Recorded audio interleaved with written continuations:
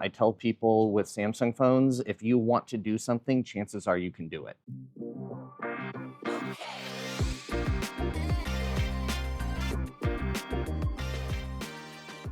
Hello, and welcome to the latest episode of Bit by Bit Leadership Conversations. And today I am coming from San Francisco, and I don't know if we can say it's the day before Unpacked, but people already guessed. And I'm here with Blake Gaiser, who is the head of product for smartphone at Samsung. And I want to get to the why should consumers care? I think, there's so much, and you started trickling some of the features that are coming to the Galaxy S26. But from your perspective, 2 or 3 things that consumers should actually care when looking at judging this phone from an upgrade perspective. Yeah, with the S26, we've really brought in all these different technologies together, both software and hardware technologies. Pulling out just a couple of those, what we're really bringing a very unified experience and unique, but most importantly, useful experience to our customers when it comes to the S26 family. Some of the things that really excite me when it comes to a hardware kind of perspective is this new innovative privacy display that we have. We've enhanced the charging speeds on our batteries so people can fill up their batteries in minutes, not hours. And we're continuing to push the envelope when it comes to our cameras, both on capturing photos as well as the post-processing and editing of those photos. So you mentioned the privacy screen, and that has already got a lot of attention in the press and is one of the features that I'm most excited about. And the reason is that we've seen it before, not on mobile, we've seen it before on PC. So this is the first time that it's coming to mobile. But you put a lot of thought in how customizable it is and also where it appears. Can you tell me more about it? Look, privacy is different for every single person, what's private to them, how they want to interact with it. So having the customizability of the privacy, the privacy screen is privacy at the pixel level. And because it's a hardware pixel level privacy screen, our ability to customize it to whatever our customers might want is extremely valuable. So for instance, not only are you able to keep your screen private from your left and your right, but you can also keep it from top and bottom. So it doesn't matter if you're in landscape mode or if you're in portrait mode when you have this screen on. But then being able to say, what do you want to make sure is private to you? Maybe it's your banking apps or your medical apps or your social media. You can go in and pick every single app that you want and turn it on or off. So when you launch that app, it will automatically do it for you. Again, you can also have things like your pins, passwords, patterns, whenever those come on, when you're trying to unlock your phone, to have that automatically come on so people can't see what passcode that you put onto it. And what's really cool, because it's down to that hardware level, you can have your notification bar have a privacy display to it. So even if you are sharing and watching a video with somebody and a notification pops up, they won't be able to see the content of that notification. Oh, that's awesome, because you always talk about privacy as shoulder dropping, right? So, but that's really an interesting scenario where you and I are looking over something and there's a notification that I might not want you to look at. So that's really clever. And I think speaks to your comment about driving technology with an experience in mind for the user. We're going to have to talk about AI because obviously it's 2026 and we talk about AI a lot. Again, a part of your delivery where you're being very thoughtful in not delivering AI kind of scattered across different features or apps, but really bringing AI as a way to deliver a superior experience. You're also adding perplexity to the mix. And so you have now Gemini, Bixby, and Perplexity. Talk to me about that. Before we get to the orchestration, just the thought around delivering an experience versus something that the consumer needs to go and dig and find somewhere. Well, success in AI is you wanting to do something and it just doing it for you. So not having to think about, I have to go into this AI tool to do it. but having that experience and connected tissues within the software to do things for you. When it comes to, having multiple agents on your phone, Perplexity and Gemini, people have different needs and different wants for different LLMs. And we want to make sure that we continue to provide each person the customization that they want. Bixby is a little bit different.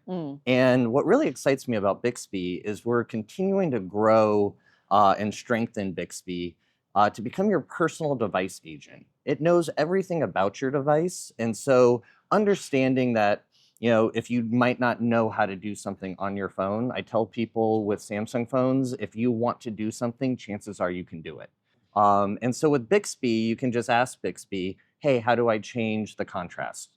And instead of it, maybe taking you to the settings where you have to search around and figure out how to do it, it's going to, give you an overview as to what it is you're looking for. And then it's also going to bring the settings to you right up on that screen. So you can just click over and move on with your day. So it's all about just ease of use and making people comfortable with the different agents they might want. I've been saying from the very beginning of the whole AI movement that one of the superpowers of AI is exactly what you talked about with Bixby, is knowing the device and empowering users to do things that they either don't know or could take maybe 6, 7 steps before they get to where they need to be. And it might not be sexy, but it's extremely useful. Well, you bring up a good point, because another thing we're trying to do with AI is take clicks out of people's hands. If you have to do 6, 7, 8 steps, people kind of get frustrated with that. And what's really unique about Bixby and Samsung as a whole is that Bixby is built into our entire ecosystem. It's built into our TVs, our washers, our dryers, our refrigerators. So this personal device agent is really an ecosystem device agent for you that can help you in so many different ways. Very good point, and helping bringing that ecosystem of devices together for the consumer. I think you mentioned, as you were talking about in your press release about Perplexity, that you're thinking about now Galaxy AI as an orchestrator. Is that how consumers should think about it too? Or they maybe don't need to think about it because the decision and how naturally the experience is going to come for them will do the talking? What I think you can see from S24, when we first launched AI onto our device, it was implemented into multiple different apps, which you had to go into and do. And then we started building it into the Android framework with S25, and we're continuing kind of that agentic aspect of AI, into S26. So from an orchestration standpoint, the goal is that people don't need to think that they're using AI. They have something they want to do, and they want to be able to seamlessly do it. And what we have found in our partnerships, not just with Google or Perplexity, but also Snapdragon, as well as our own power, is that we're able to bring multiple LLMs together to do things in a seamless action that you would normally have to jump in between multiple apps to do. Like within our photo creation, we've been known to do really good at pulling people, objects out of photos and filling in that background. That's Samsung. Now we're adding in, actual generation in where you can change the background. You can add things into a photo that seamlessly match. And you're doing all those things, and they're touching multiple LLMs, but to you, you're just creating content. That's right, and that's all that matters.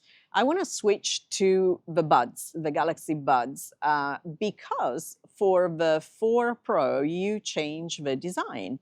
And I want to understand more. I like it. I really like the new design, but I'm sure there's let's not just do something Carolina's going to like, but there's actually some thoughts behind having a much thinner stem. It's quite of a departure from the previous generation. Samsung focuses dearly on our customers, and the voice of the customer is so important to us. And we take those learnings year after year to continue to evolve our product set. And so you see that when it comes to Buds 4 Pro. We changed the charging case, Yes. Which one of my favorite things, because I would unintentionally have something stuck in my charging case, having it drop down into there, thinking I'm charging my buds, and then I pull them out and they Because never you move got from charged. vertical to horizontal, Yes. right? So with that horizontal, it's super easy to clean. It's super easy to see all the charging ports. You have a lot more confidence that when you plug those in, that they are in fact charging. And there's nothing worse than thinking that it charged and then then just getting it before you just board or something. it has happened to me. And when it comes to the design of the buds as well, it's just continuing to evolve it to what we're hearing our customers say. And so we have a really sleek, nice metal finishes to it, which we substituted from the light blade prior to. One, it saves us battery and gives it more battery life, but two, the aesthetic looks just fantastic. Yeah, it does. So I said what my favorite things are. What is your favorite thing? Not so much what you want the consumers to, but your personal favorite across the lineup. I would have to boil it down to two. Okay. I think the privacy I'll let display, you that go is with two. 5 years in the making, and it has so many different use cases where we're actually taking, software, and we've had under the screen hardware with Knox Vault that was helping keep your information safe. But this is something you can really see, feel, touch, and appreciate. And so I think that's just such a unique thing that I would, I can't stray away from that. Yeah. But the evolution of our camera, having the bigger apertures, and then the photo assist, where you can actually start adding things into a photo, be more creative. You can change your shirt if you have a great picture that you like, but you want to be wearing a jersey there. You can pull a jersey from your gallery and throw it onto you. I mean, creativity is endless when it comes to not only being able to remove things, now to be able to also add them, and to see a step-by-step progression, so you can always go back to one step and go a different direction. It's just going to be fun for a lot of people.